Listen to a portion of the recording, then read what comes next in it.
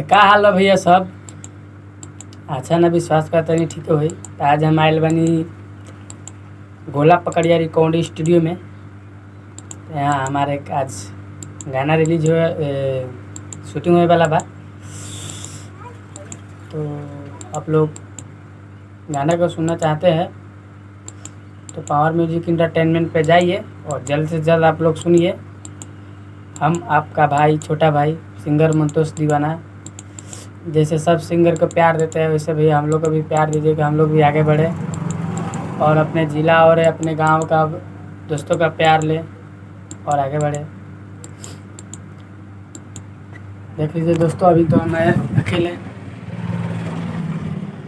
अभी चला रहे हैं स्टूडियो सब।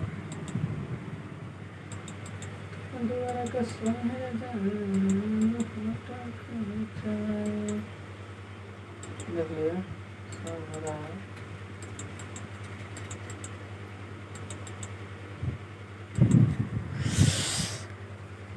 सिंगर मंतोष दीवाना आपका छोटा भाई।